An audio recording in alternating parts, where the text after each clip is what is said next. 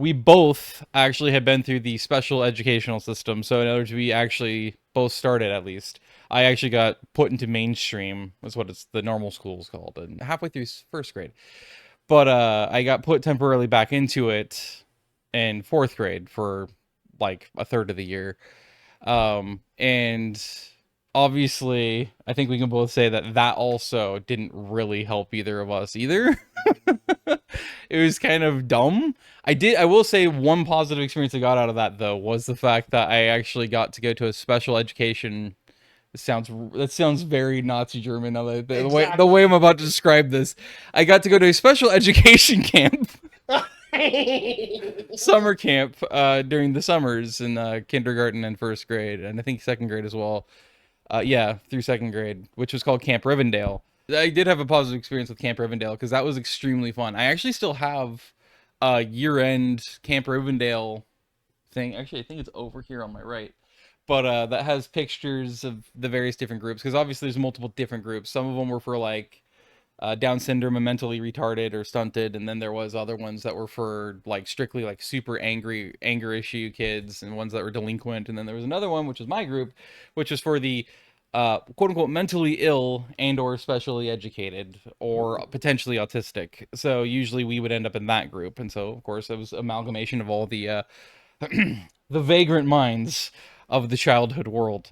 But no, it was actually a lot of fun and really cool. So there's one positive experience at least I got out of that. But in terms of actual education, there was like no value in it at all, really.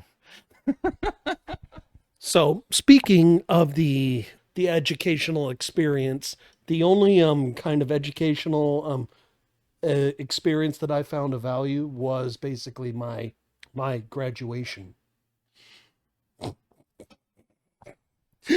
Yeah, my graduation. Other than that, no. When it came to education in general, most of my education came from Another out brick in the wall. exactly. No, actually, it came from outside the educational system. Basically, I learned biblical Hebrew and language and all of that stuff through reading the Bible, learning how sentence structures work, and all sorts of stuff like that. You're self-taught, is what you're saying. Basically, yeah, Yeah, self-taught. Other than that, my education system was also life in general. exactly. So, yeah. So like for me personally, a big issue was obviously how I learn, right?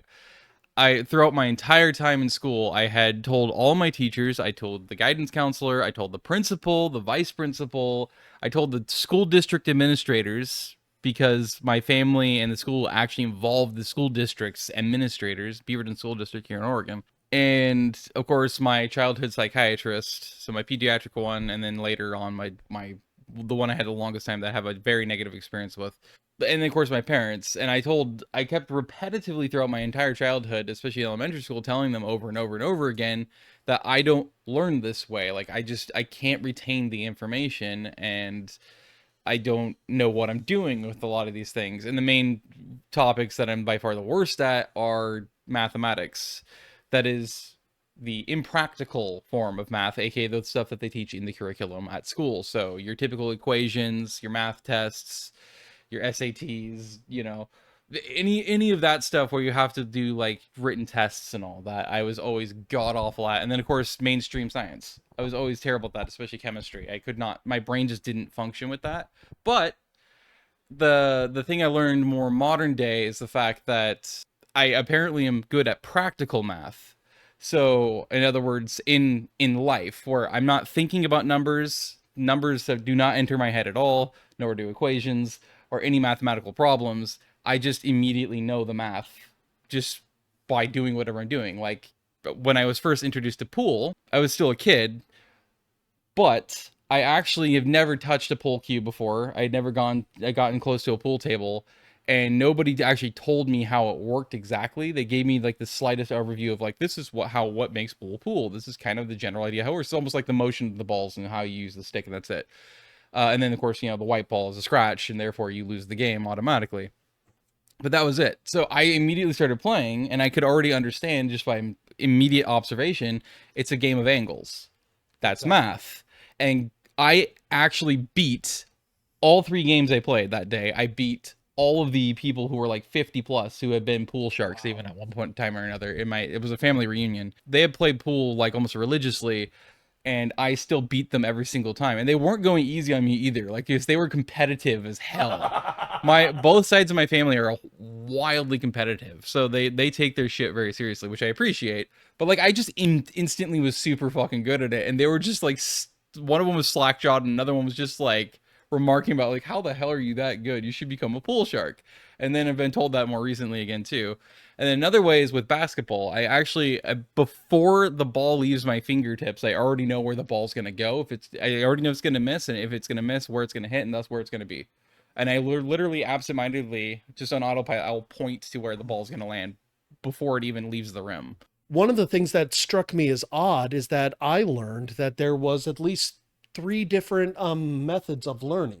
The problem is everyone has a different term for each of them, Exactly. and a different Exactly. understanding or But criteria for what fits each. I would argue, what is kinetic? True.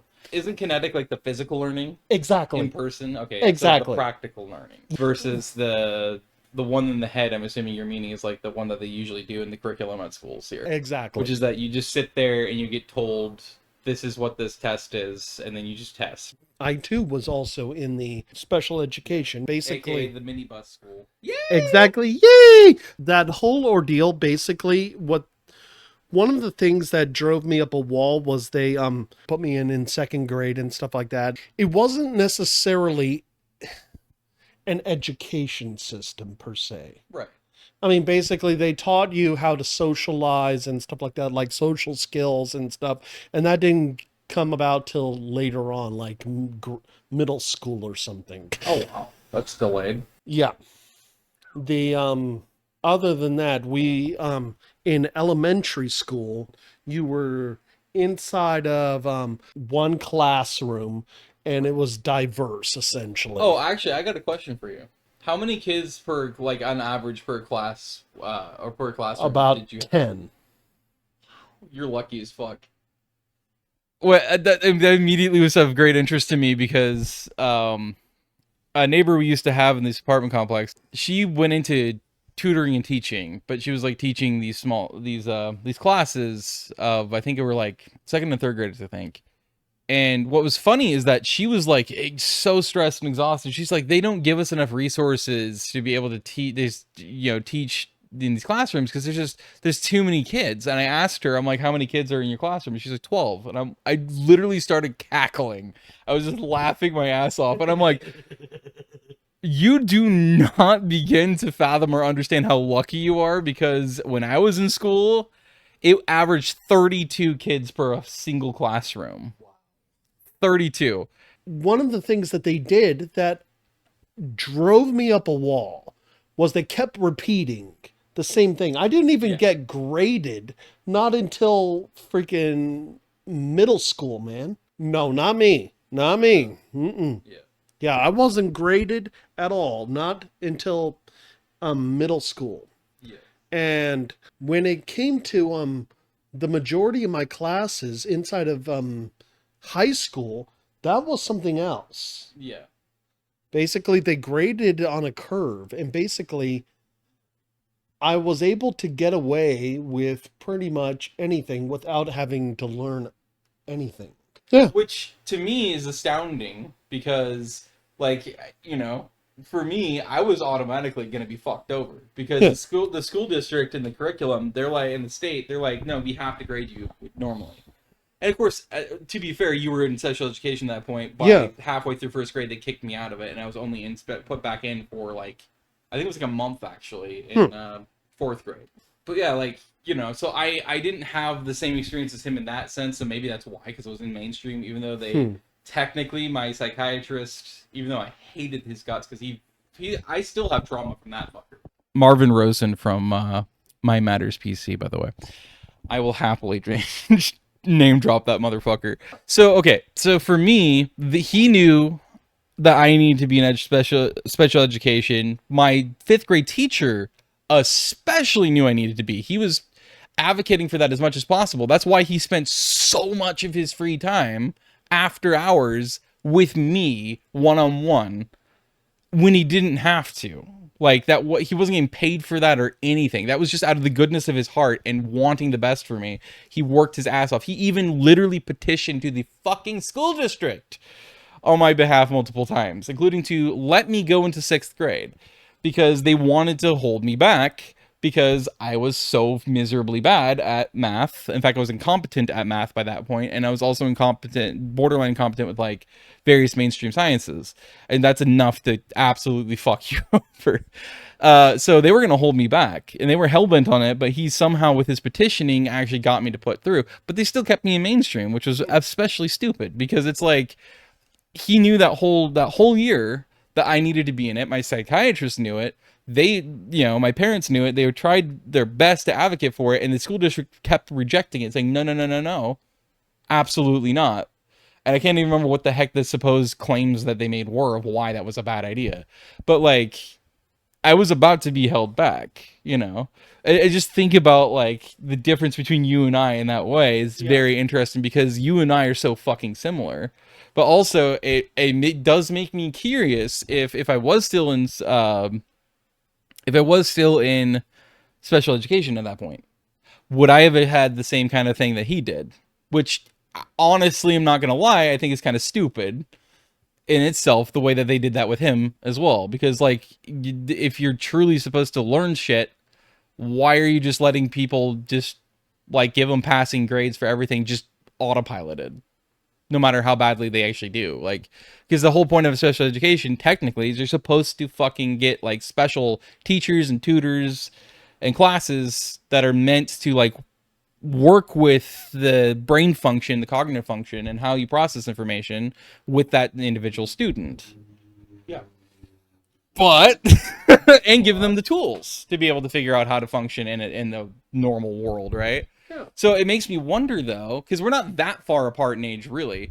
It makes me wonder, like, how different would it have been? Any different if I was during my time, if I was in special ed still, or would it have been different because that was the tween period between the modern day where everything is that way anyway, where they're even more so than what you experience, right? And that's in the mainstream. They'll like just write off everything. Yeah, when it came down to the cognitive aspect that you pointed out there, Yeah. actually the fact is most of that stuff I actually learned myself. Yeah, no, same here. Yeah, Yeah, it's just life experience, because you only have yourself at that point. Because exactly. I don't know about your experience, but me, I literally had no adults that I could rely on. Literally Zippo. No support. So like, I just had to. That's why I mentioned at the beginning, right? And my experience, it didn't matter who I talked to, and self-advocate for myself, right? I constantly was doing that all the time. And I got more emphatic and more determined and more louder and more consistent. I did that the more time passed on, because I was just getting overwhelmed and just burnt out. I'm just like, and literally to the point where it's what would be equivalent to an autistic meltdown, which I literally had in the middle of the fucking school lobby in 6th grade, in the middle of a school day. Wow. During classes. I just fucking lost it and had a meltdown. And that's when somehow they finally decided to listen to me and give me a chance and homeschool me after that. But like, Wow.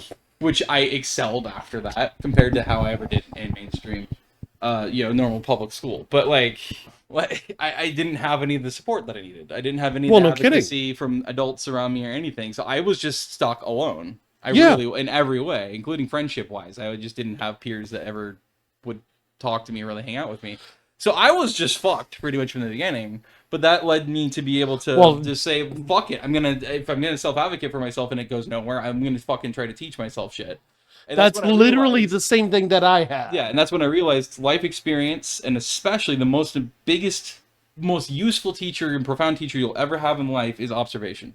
Exactly. Just observe from afar everything, and you will pick up on so many fucking details that people miss all the time. Oh yeah, that is so true. So material about things are structured. I think about it from a very hyper empathetic standpoint, looking at any other kids who have had to go through the same shit as I did. Because obviously, I wouldn't have to like met somebody like you to know if I went through it, other kids are going through the same exact bullshit too. Dude, that is and so true. There's endless kids that are getting completely fucked over, and to an extent, it actually can be detrimental to your development, like Oh, dude, especially in terms of so like being true. able to socialize, being able to trust yourself, self-confidence, Exactly. everything, because especially when you don't have the adults that have any emotional capacity really to be there for you or to educate you or to help you or to guide Or you or to even support you, reinforce that right, to or have that or to trust in advocate for yourself. you or whatever. Yeah, you're damned and you're just adrift alone in this abyss of water, and you're just Exactly. like, you're sitting on top of the water like you're on a leaf or something, but you're just like, I don't know where the fuck I am. This is fucking Exactly. hopeless, you know. But so that's why either you go one direction, which is usually very dark and disturbing, where eventually people either just give up or they willingly allow themselves to become and enter into like relationships with people who are highly manipulative and abusive, or the other way around, you know, or they commit suicide or something similar to that, so they'll off themselves, or they'll be like somebody like you or me, where we're like, it just almost pisses us off to the extent we're like, fine, fuck it. If I'm the only one in this world who I can rely on to do what I need to do, or to help me out, or to help to educate myself, or to learn, or to function, then fuck it, I'll do it for myself, you know. So Exactly. you either lose any self-confidence and trust and belief, or you gain a load more, and then people a lot of times will misconstrue it as being arrogant as fuck. And you're not being arrogant, it's just this is, you know, this is your way to almost repair yourself and then prepare yourself and then actually carry yourself in a way where it's like, at least I know I can trust myself at Exactly. all times and I don't have to worry about anybody else, you know.